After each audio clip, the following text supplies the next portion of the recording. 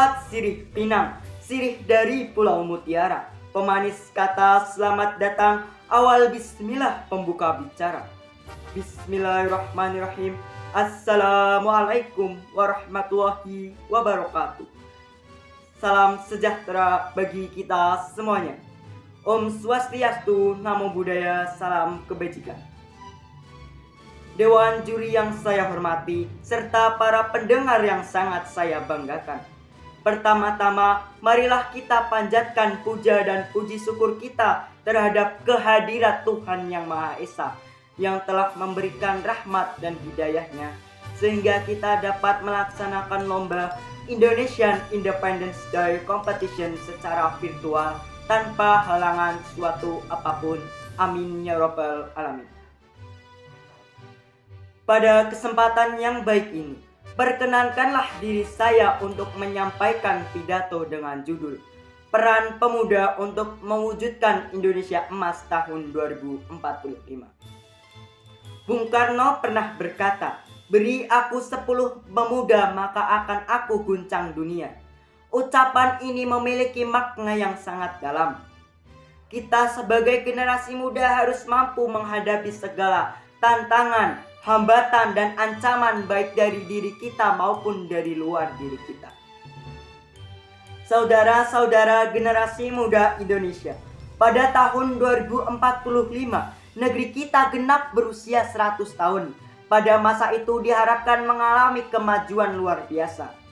Indonesia berpeluang masuk untuk menjadi 5 negara di dunia dengan ekonomi terbesar. Dengan jumlah penduduk keempat terbanyak saat ini, Indonesia pantas berada di deretan teratas negara-negara di dunia.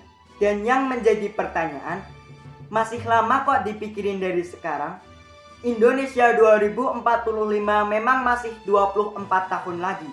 Namun pada dasarnya bibit-bibit unggul itu sudah ada dari sekarang. Bibit-bibit unggul itu adalah kita sebagai para pemuda Indonesia, yang merupakan bagian dari sumber daya manusia. Sumber daya manusia Indonesia merupakan salah satu faktor penting untuk mewujudkan negara yang adil dan makmur. Kualitas sumber daya manusia tersebut dapat dilihat dari generasi penerus bangsa Indonesia. Pemuda berperan sebagai generasi penerus bangsa yang kelak menjadi pemimpin bangsa dan mengambil keputusan-keputusan terkait dengan kemajuan negara Indonesia. Kesadaran akan hal tersebut, kita sebagai pemuda yang cerdas dan mau menerima perubahan harus diterapkan sejak dini menuju impian Indonesia emas dengan 4 hal berikut ini. Memiliki kecerdasan yang komprehensif yakni produktif dan inovatif, damai dalam interaksi sosialnya dan berkarakter yang kuat, sehat menyehatkan dalam interaksi alamnya, dan berperadaban unggul.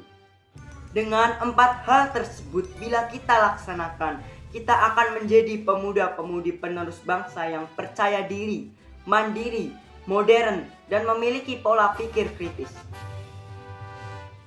Saudara-saudara sebangsa dan setanah air, kita sebagai pemuda, khususnya pelajar-pelajar Indonesia, harus senantiasa melaksanakan kewajiban kita, yaitu belajar, belajar, dan belajar. Dengan belajar, terjadi perubahan pada diri seseorang menjadi lebih baik.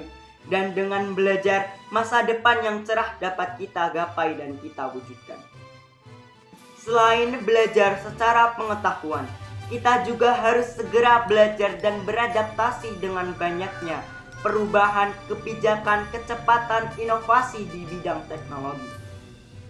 Perkembangan ilmu pengetahuan teknologi di Indonesia membawa dampak bagi kemajuan negara Indonesia. Bisa dikatakan, pertumbuhan teknologi Indonesia tidak merata dan tertinggal jauh oleh negara-negara lain.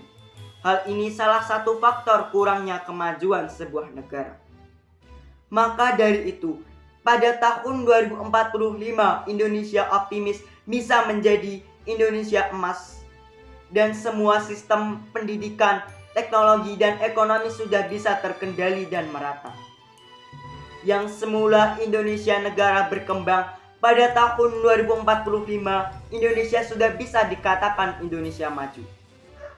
Wahai pemuda-pemudi Indonesia, kita sebagai generasi penerus bangsa harus mampu melawan dan menghindari segala macam kenakalan remaja, kriminalitas, narkoba, dan penyimpangan seksual yang akan merusak dan mengganggu ketentraman masyarakat dan akan menghambat segala macam bentuk kemajuan bersama. Demikian isi pidato yang dapat saya sampaikan. Semoga Indonesia bisa mencapai tujuan-tujuan baiknya di masa mendatang. Amin ya robbal alamin.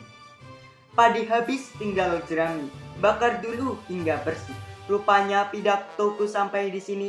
Cukup sekian dan terima kasih. Bila ada kesalahan penyampaian kata dalam pidato saya meminta maaf yang sebesar-besarnya. Merdeka, merdeka, merdeka. Wassalamualaikum warahmatullahi wabarakatuh. Om Santi Santi Santi Om. Namo Buddhaya, salam kebajikan.